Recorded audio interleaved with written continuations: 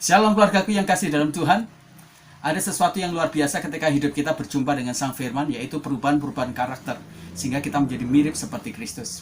Beberapa hari ini kita akan belajar bersama-sama bagaimana mengelola amarah atau emosional kita dengan baik dan benar. Kita akan belajar bersama-sama dari Musa. Mari kita akan membuka di dalam Bilangan pasal yang ke-20 ayat yang ke-10. Ketika Musa dan Harun telah mengumpulkan jemaat itu di depan bukit batu itu, berkatalah ia kepada mereka, "Dengarlah kepadaku, hai orang-orang durhaka, apakah kami harus mengeluarkan air bagimu dari bukit batu ini?" Nah, Bapak Ibu, ini merupakan satu kisah ketika Musa menghadapi serangan dari bangsa Israel karena mereka menginginkan air. Akhirnya Musa pergi kepada Tuhan dan Tuhan memberikan instruksi kepada dia supaya dia mengumpulkan jemaah di depan bukit batu dan dia harus bersuara di depan bukit batu itu untuk bukit batu itu mengeluarkan air. Tetapi faktanya Musa karena dia menghadapi tekanan dan mungkin juga capek, akhirnya dia merespon masalah itu dengan cara yang buruk. Akhirnya dia mengeluarkan statement atau amarah dia yang luar biasa yang tidak pantas sebenarnya. Bapak Ibu, beberapa hari ini kita juga dikejutkan ya dengan berita reaksi dari pidato Presiden Prancis, terutama di beberapa negara-negara yang merasa tersinggung, termasuk di Indonesia. Ada beberapa orang-orang yang emosinya terkendali dan bagus sehingga dia amarahnya dengan cara elegan. Tetapi ada yang tidak terkontrol amarahnya sehingga mereka mensweeping barang-barang atau produk-produk yang bernuansa Prancis. Ada yang membelinya kemudian dibuang.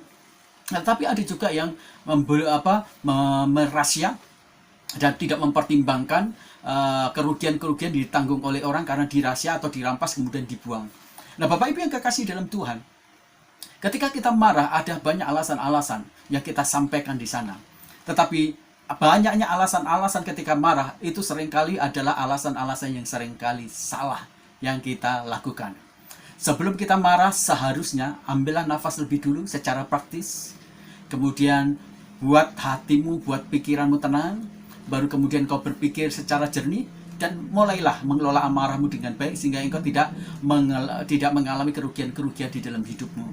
Amarah yang tak terkelola dengan baik itu hanya akan membangun pemikiran-pemikiran negatif terhadap diri kita, terhadap masalah, terhadap Tuhan, bahkan juga terhadap orang-orang yang di sekitar kita semuanya. Maka hari ini mari kita belajar mengelola amarah dengan baik dengan subtema adalah perspektif pikiran yang negatif. Ketika seseorang tidak bisa mengelola masalah, tidak bisa mengelola emosi, tidak bisa mengelola amarahnya dengan baik, maka dia akan cenderung berpikir negatif. Berpikir negatif tentang dirinya, berpikir negatif tentang Tuhan, berpikir negatif juga tentang situasi atau masalah itu sendiri. Nah, Bapak Ibu yang kekasih dalam Tuhan, kita belajar bersama-sama dari kisah Musa ini bagaimana cara berpikir Musa atau perspektif pikiran Musa yang sangat negatif. Yang pertama, Musa memberikan sebuah identifikasi kepada bangsa Israel sebagai bangsa yang sangat durhaka. Nah, Bapak Ibu yang kekasih di dalam Tuhan, saya berpikir panjang tentang bagaimana Musa ketika dia bisa berkata-kata tentang bangsa yang dia layani, bangsa yang dipilih oleh Tuhan, dan kemudian dia berikan kecaman statementnya bahwa bangsa itu sangat durhaka. Musa lupa bahwa bangsa Israel itu adalah bangsa pilihan Allah. Musa lupa bahwa bangsa Israel itu adalah bangsa juga yang dikasihi oleh Allah. Musa lupa bahwa dia adalah seorang pemimpin yang memimpin bangsa Israel semuanya. Tidak, Allah membawa bangsa Israel diselamatkan karena di sana ada cinta kasih Allah yang luar biasa. Allah mengasihi bangsa Israel dalam segala pernak-pernik kesalahan-kesalahan dan sifat-sifat pemberontakan dia. Tetapi Allah tidak mengizinkan Musa untuk memperkatakan perkataan-perkataan yang tidak baik kepada bangsa Israel, termasuk perkataan-perkataan durhaka. Karena Allah memang tidak memerintahkan itu, Allah tidak memberikan instruksi.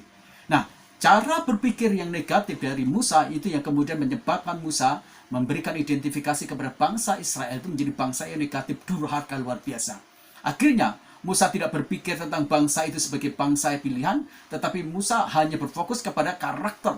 Dan akhirnya dia menyerang kepada karakter dibandingkan dia fokus kepada menyelesaikan masalah itu sendiri. Cara berpikir kita yang negatif akan berfokus kepada karakter seseorang sehingga kita akan menghakimi seseorang. Tapi cara berpikir kita yang positif akan melihat sebagai masalah dan bukan sebagai kekurangan karakter. Karena kita akan melihat masalah itu dan mencari akar masalah itu dan kemudian kita akan menyelesaikan masalah itu.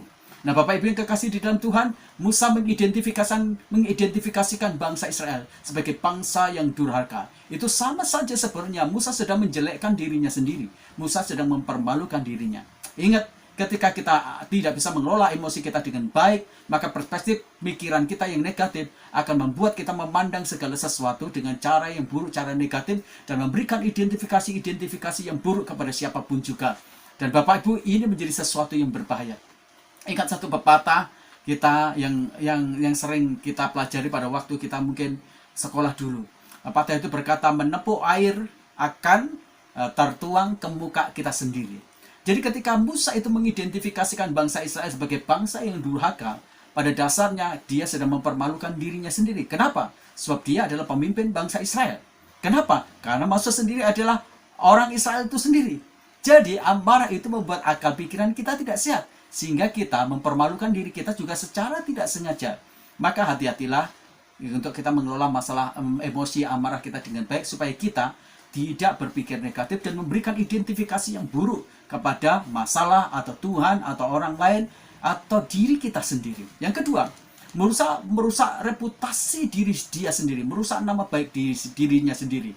Alkitab berkata bahwa Musa itu adalah orang yang sangat lemah lembut di muka bumi ini dan tidak ada orang lain lagi. Bapak Ibu, begitu luar biasa Allah itu menyebut Musa sebagai seorang yang sangat lemah lembut. Musa membangun reputasi kelemah lembutan dia itu bertahun-tahun. Tetapi ingat, pada waktu Musa marah, apa yang terjadi? Reputasinya menjadi rusak secepat itu juga. Bapak Ibu harus hati-hati. Reputasi itu adalah sesuatu yang kita bangun begitu lama, bertahun-tahun. Dan itu mengeluarkan energi yang tanpa batas. Itu membutuhkan kesabaran, itu membutuhkan alokasi waktu sedemikian rupa. Banyak pengorbanan-pengorbanan yang kita keluarkan untuk kita menjaga nama baik kita, reputasi kita. Sama seperti Musa. Tetapi karena Musa tidak bisa mengelola pikirannya dengan baik, ketika Musa tidak bisa mengelola amarahnya dengan baik, pikirannya negatif, dia kemudian melihat segala masalah itu dengan cara yang buruk dan akhirnya dia merusak reputasi dia. Musa yang lemah lembut akhirnya menjadi garang luar biasa. Musa yang lemah lembut akhirnya menjadi keras luar biasa. Musa yang lemah lembut akhirnya tidak bisa mengontrol amarah dan emosi dia. Akibatnya, dia menjadi pribadi yang rusak di dalam sifat dan karakternya.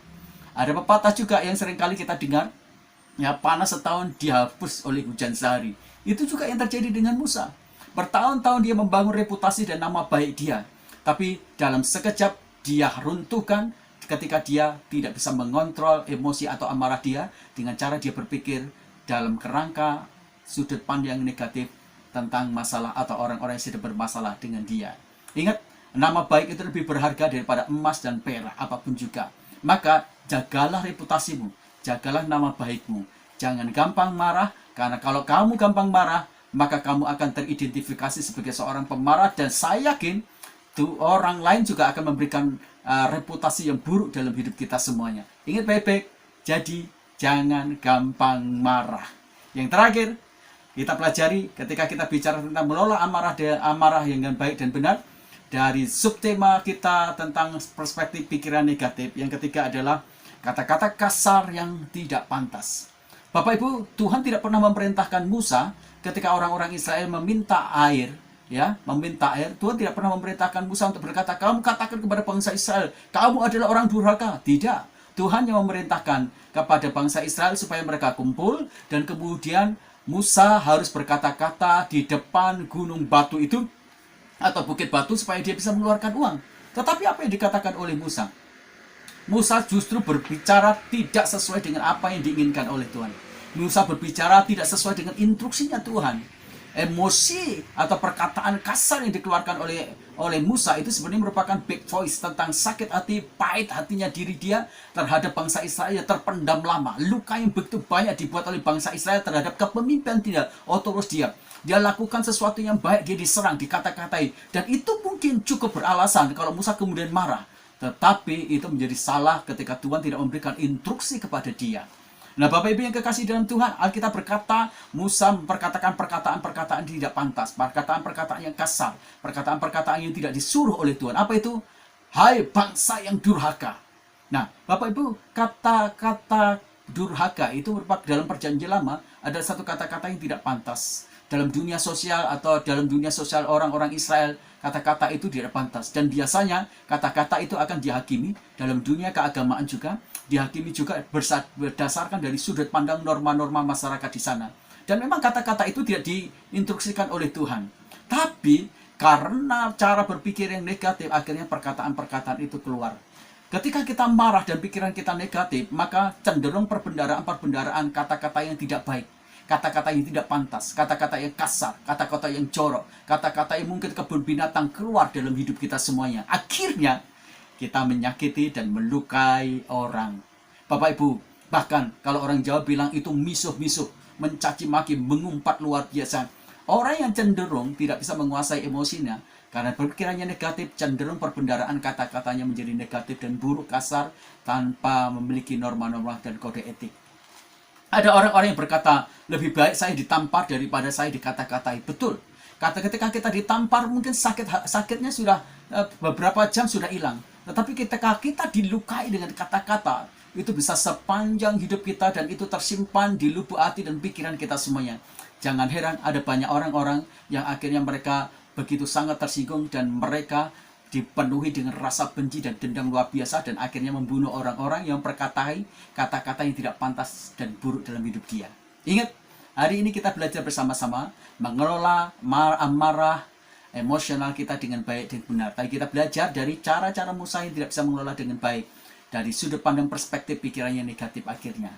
Yang pertama, Bapak Ibu yang kekasih dalam Tuhan, Musa memberikan identifikasi yang buruk kepada bangsanya dia atau siapapun juga tentang dirinya, tentang masalah atau tentang Tuhan. Yang kedua, Bapak Ibu, Musa merusak reputasi yang telah dia bangun bertahun-tahun lamanya. Dari orang yang lemah lembut, akhirnya menjadi seorang yang bertindak garang, keras, luar biasa. Dan yang ketiga, Musa mengeluarkan kata-kata yang kasar yang tidak pantas. Saya berdoa itu semuanya tidak terjadi pada Bapak Ibu semuanya. Esok kita akan berjumpa di bagian yang kedua dari mengelola amarah dengan baik. Mari kita berdoa bersama-sama. Bapa di dalam surga, kami berterima kasih kami boleh belajar dari Musa ini supaya kami hati-hati ketika kami berhadapan dengan masalah-masalah. Bahkan ketika mungkin orang memperkatakan kami atau mungkin juga mereka menyerang kami terus-menerus. Tuhan ajarlah kami untuk hati kami tetap baik, hati kami tetap tenang, dipenuhi dengan damai sejahtera, dipenuhi dengan pengampunan, memaafkan luar biasa, sehingga kami tidak terkontaminasi dengan amarah dan emosional. Terima kasih. Kami berdoa untuk bangsa dan negara yang kami cintai. Terus kami bawa Tuhan di hadapan Tuhan. Tuhan berkati bangsa dan negara kami, lindungi dari anasir jahat, lindungi dari kuasa-kuasa kegelapan yang memakai orang-orang yang berusaha merusak Indonesia, menghancurkan Indonesia dengan rancangan-rancangan tidak baik. Kami patahkan, kami hancurkan dalam nama Tuhan Yesus Kristus. Bapak, kami berdoa untuk Presiden kami Jokowi, berikan dengan Wakil Presiden juga, Engkau memberkati mereka semuanya dengan hikmat, marifat, takut akan Tuhan. Pelihara kekuatan kesehatan mereka. Tuhan, ketika mereka mengambil keputusan-keputusan, biarlah mereka semuanya mengambil keputusan dan penuh dengan bijaksanaan yang membela bukan hanya satu golongan, tetapi banyak golongan yang ada di Indonesia ini. Kami berdoa supaya pemerintahan, Presiden kami dan Wakil Presiden kami dengan jajaran kementeriannya sungguh-sungguh berlaku adil Tuhan. Sehingga di sana Tuhan tidak ada yang diperlakukan sewana-wana. Tuhan, kami berdoa berikan hikmat, marifat itu supaya Indonesia menjadi bangsa yang adil, makmur, sejahtera Tuhan. Terima kasih.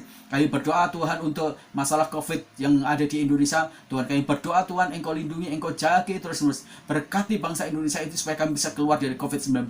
Berkati antivirus COVID-19 yang sudah ada. Biarlah ini semuanya menjadi satu obat yang dapat Tuhan memberikan imun dan tidak ada efek samping apapun juga. Berkati para dokter, berkati para suster yang menangani supaya mereka tidak terpapar dan mereka tetap terjaga dan mereka sehat selalu Tuhan. Kami berdoa untuk imbas ekonomi yang terjadi COVID-19.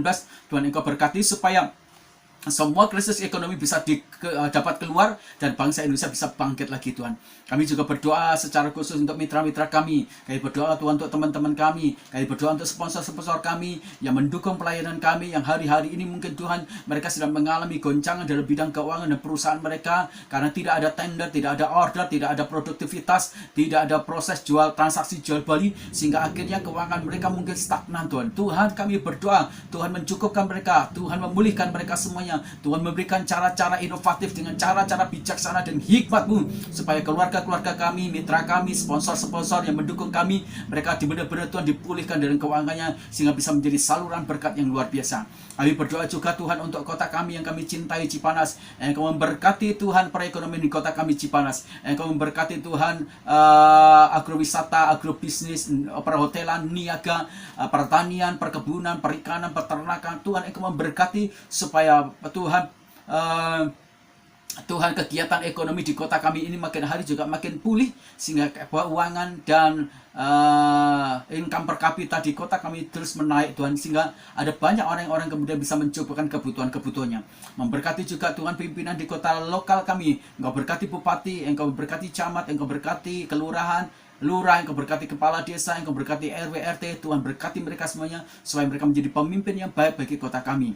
Tuhan memberkati juga Tuhan saudara-saudara yang kami sakit, Engkau jamah, Engkau sembuhkan dengan bantuan dari Tuhan. Mereka yang putus asa, Tuhan berikan kekuatan pengharapan. Kami juga berdoa secara khusus untuk pergumulan gereja kami. Tuhan, Engkau memberkati gereja kami. Kami rindu Tuhan. Kami memiliki sebuah gedung, kami memiliki tanah. Tuhan, kami tidak memiliki cukup dana untuk kami bisa membeli tanah atau membangun sebuah gedung. Tapi kami percaya bahwa Engkau adalah supplier bagi gereja kami, Tuhan. Engkau berkata dalam firman-Mu, diberkatilah orang yang mengandalkan kepada Tuhan. Tuhan, kami percaya, kami mengandalkan Engkau. Dan kami tidak perlu tahu bagaimana caranya Tuhan Engkau mencukupi. Kami hanya percaya dan mengandalkan kepada Tuhan. Terima kasih Engkau akan memberkati gereja kami dengan tanah, juga dengan gedung, Tuhan. Sehingga pada akhirnya kami bisa memobilisasi pelayanan-pelayanan kami dengan pelayanan-pelayanan yang semakin hari semakin Tuhan menjawab kebutuhan-kebutuhan dari jemaat kami dan kota kami, Tuhan.